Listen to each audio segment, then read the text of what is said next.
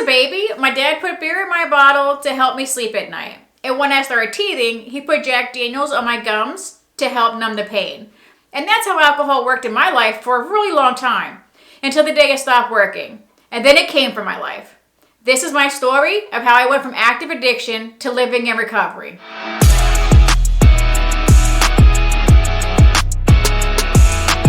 What is up? How you doing? Welcome to Raven's Passage. My name is Linda, and I help people heal from the pain of addiction by sharing my journey in recovery. Some people will say that they lost everything to their addiction, and I didn't lose anything. I gave it all away. To say that I lost something implies that I don't know where I left it. And I know exactly where I left everything that I loved that meant anything to me. I left it in the same place where I picked up that first drink. I have told my story so many times in the past 6.5 years, and it is still nerve-wracking. For me, I definitely believe I was born an alcoholic. From a very young age, I was taught how to run and numb. And I lived on that path forever. And it started out with my dad. At a really young age, 7 or 8, he and I started drinking and using together. And I was like, dad's best friend. And I was never, ever comfortable in my skin.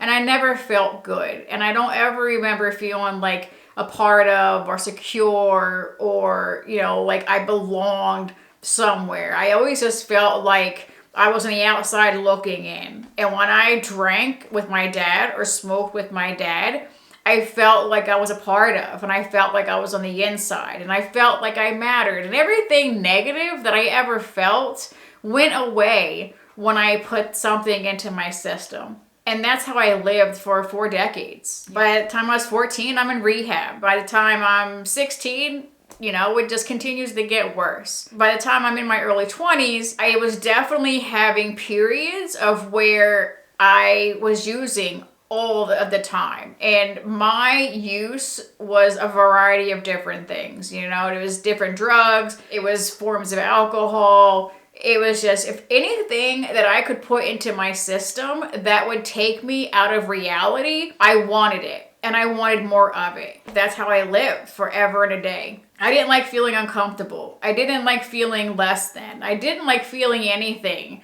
that made me feel like shit, basically, about myself. My drug of choice is actually escape by the end of the day. That's what it is. Definitely periods where I drank a lot and I drank all the time, or I used a lot and I used all the time. And then there was down periods of where I wasn't drinking, or I was able to social drink, which I don't really understand because I'm not a social drinker, but looking back, I can see what's perceived as social drinking. And so when you have a drink or two and you don't want any more, and it's like, oh, okay, I got a buzz and I feel good, and you just stop. That's not my story. That's not how I lived the majority of my life.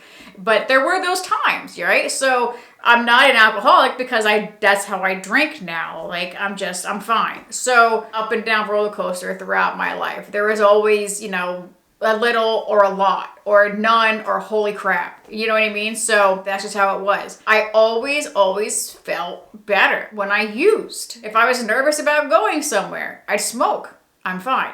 If I, was going to go out, I definitely had to get some, in me before I go, because it's going to save me money, right? So if I start using at home, drinking at home, it's going to save me money when I go to the bar. I never saved money when I went out, ever. I'm not going to go through a whole bunch of things that happened during my addiction, because I definitely have videos that I'm going to be making about those, but I will tell you that I'm going to jump all the way to 2013 when I left my former husband. Because for me, this is where my addiction was waiting for me and came for me. And so from 2013 to 2015, I think is the most important for me to talk about today. So I left my former husband in 2013, and I wasn't drinking all the time at this time. I wasn't craving it. I didn't want it.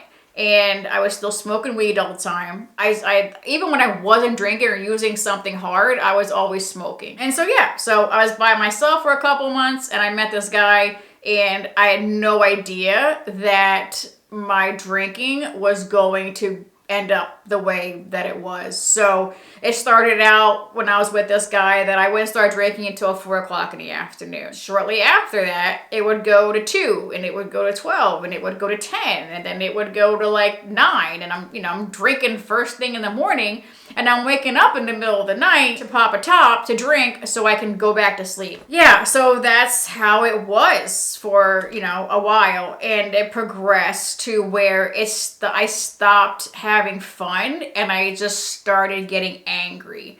And I don't know at what point, what number drink, that I went from fun, happy, woo-woo shorty to, I'm like psycho and angry, and I'm losing my shiznit, and I'm getting kicked out of bars, and, it's just insane, and people are avoiding me and everything else. So, 2014, I moved down to South Carolina with this guy, and my drinking is just off the chain. I'm just drinking all of the time. We moved down to South Carolina. We're living in this dive hotel, and I had my pup. Thank the creator, I had my pup. Because if it was not for this dog, I would probably be in prison for murder. It's every same thing, different night, right? Like, I drank to oblivion. I never drank to have a sip. I never drank to just feel nice. I drank to oblivion. When I wasn't drinking, I was looking forward to the time when I could drink, right? Like, so if it's like 10 o'clock in the morning, oh man, I can't wait till 2.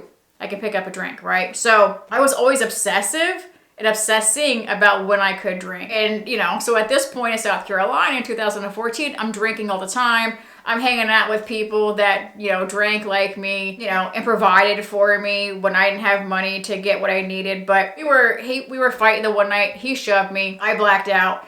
And when I came to, my dog was barking, and I just barking. And when I came to, I was sitting on top of him with my hands around his throat. You would think that would be enough, right? Because I got arrested for a felony DV in South Carolina, and I was put into jail.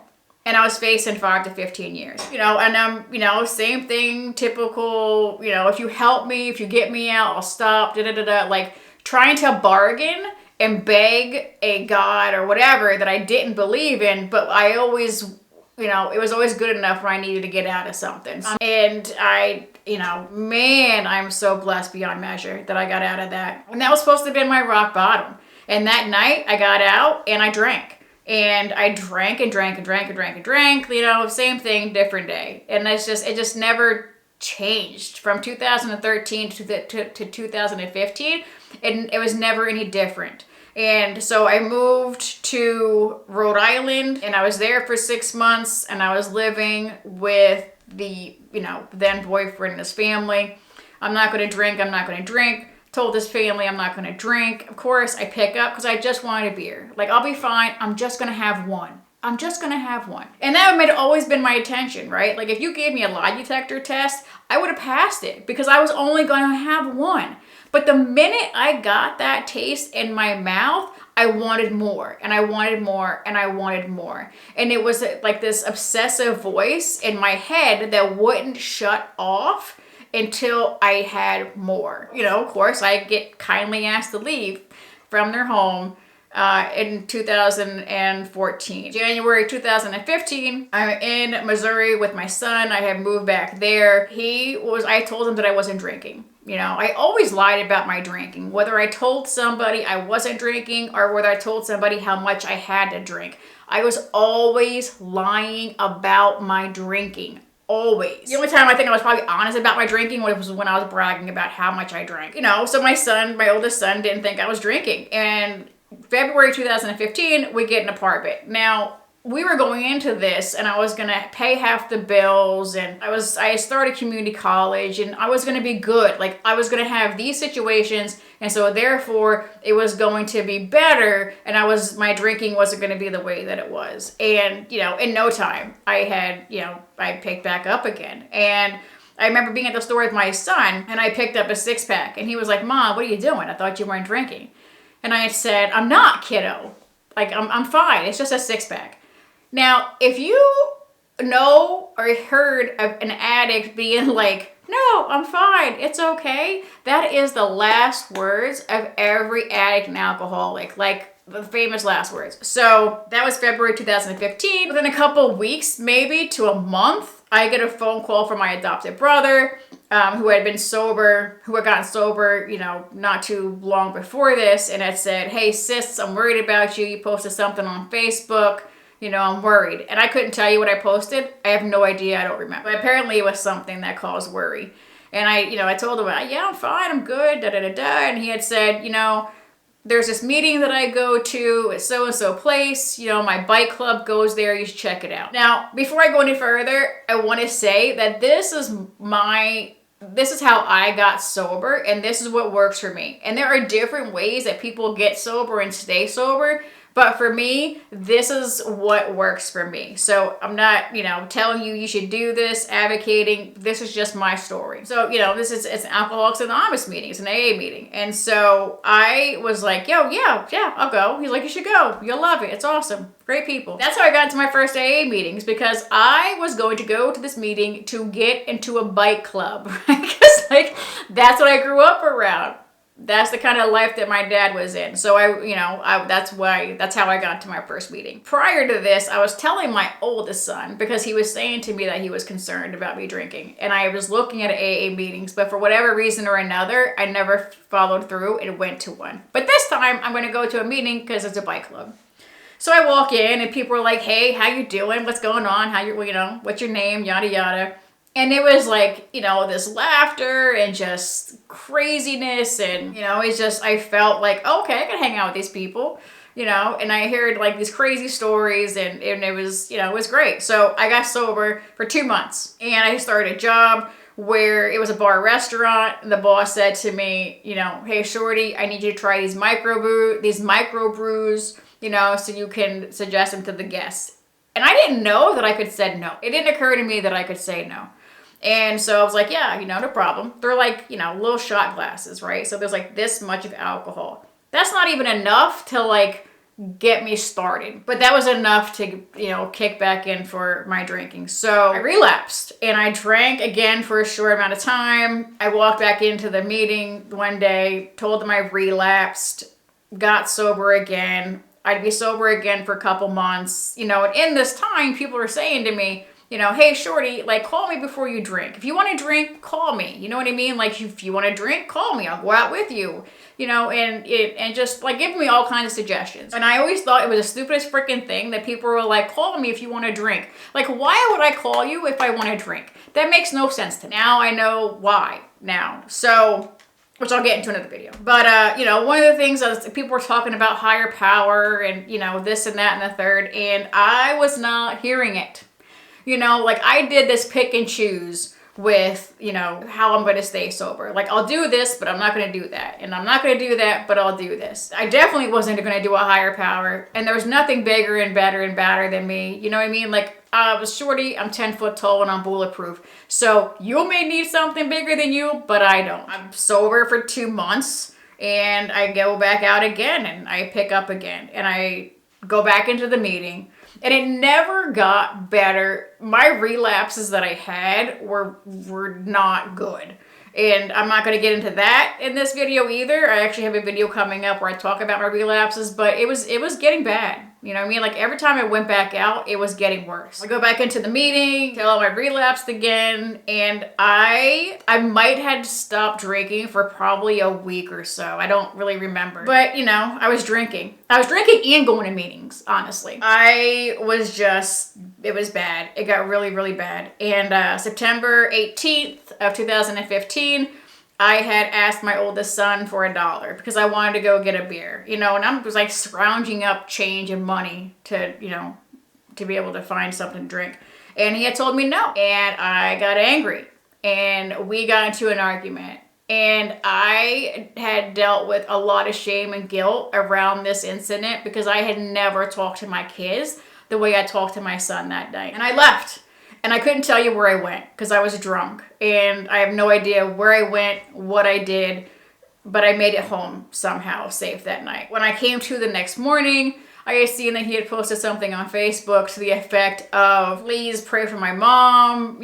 She picked up again. She said last time was her rock bottom. And I'm afraid that her rock bottom was going to be death. You know what I mean? Like, I don't know where she is, but I just hope she comes home. I came home and, came to the next morning, and I seen what he had wrote. I said to him, how proud of him I was that he shared about how he felt and that I was fine. It's always that I'm fine. Like, I'm fine. That still wasn't enough for me to stop drinking. I was not able to get sober and stay sober for my kids. I couldn't get sober and stay sober for anybody or for anything. Because at the end of the day, I wanted to want to be sober, but I just couldn't do it. I just couldn't do it. And so I would drink for a few more days.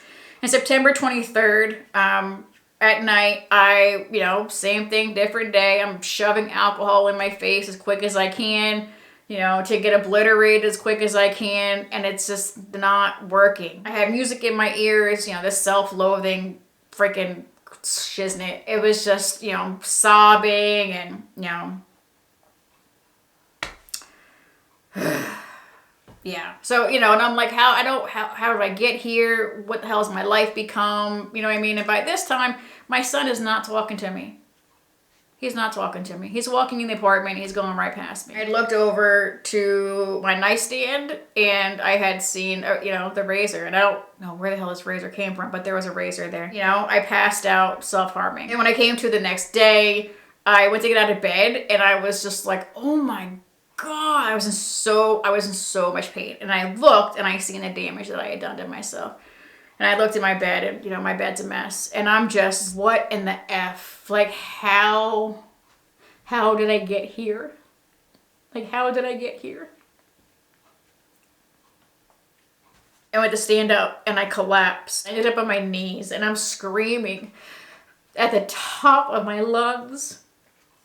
I don't know who you are or what you are or where you are, but please help me. I can't stop. I can't stop and I don't want to die. Please help me.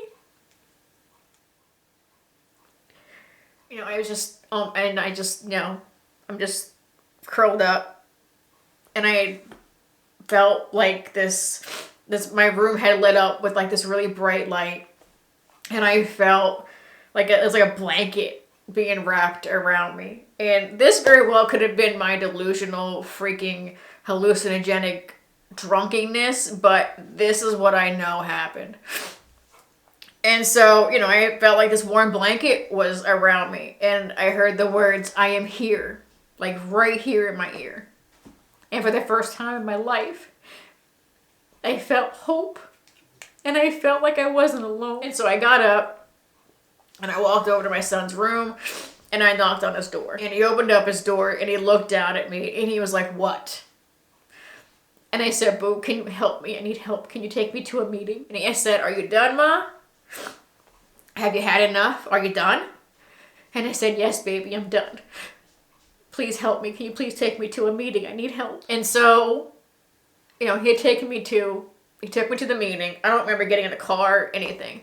I just remember walking into the door of this meeting. I walk in and, everybody's like, Shorty, good to see you, yada, yada. And I lost it, and I was like, I will do whatever you want. Like, just please help me stop. Like, please help me. I'll do whatever you want. I had the gift of desperation. I finally wanted to be sober more than I wanted to drink. The death and the dying that I felt that morning wasn't physical. It wasn't like physically dying. My death and dying that I felt was, I felt like this blackness, this emotional depth of pain that I've never known in my life. And I was so afraid that I was going to live like that for the rest of my life because I was trying so hard to die. I wanted to die. And every night I was begging, please don't let me wake up in the morning. Please don't let me wake up. And every morning that I woke up, I was pissed off because, why did you wake me again? Like, my life is shit. Why did you wake me again? So, this morning was different. Like, I was so afraid that I was going to live in this pit of despair for the rest of my life. And so, I walk in the meeting and I got sober again. And at this point, I was willing to do whatever it took to finally stay sober. And so when they said, call me if you want to drink, Shorty, I called somebody when I wanted a drink. Experience that I had in my room with the light started me on my path of the higher power that I believe in. And it's something that I've created, which I'm also going to get into in another video. I did whatever it took. I went to meetings all the time. I had a sponsor that I called and I did, and I did work with. And I spent a lot of time with my sponsor in the beginning because I was so terrified of being by myself and picking up. I spent a lot of time at my sponsor's house. And so, the 3-month mark, I'm in a meeting, first time in my whole entire life, first time in those 9 months that I finally hit 3 months of sobriety. And when they asked for, they gave out chips and stuff. And when they called for 3 months, I raised my hand and I was so excited. I couldn't believe that I'm actually 3 months sober. And so I was so excited. I raised my hand and somebody had texted me in the meeting and said, hey, Shorty, how does it feel to raise your hand for still being sober versus coming back, relapsing? And it felt pretty damn good. So yeah, what I do today is the same thing I did then. I go to meetings. I have a sponsor that I talk to and I work with. I am of a service to other women in recovery. I keep myself in the middle of recovery. And I've had to change a lot of things. And it was really scary in the beginning and it was absolutely worth it. It was a lot to live in that life. And it was a lot of work. So that's my story, guys. That's what my active addiction looked like, and that's how I got sober. And living in recovery is a multifaceted, amazing holy crapness of stuff. And I'm really looking forward to getting into those videos with you.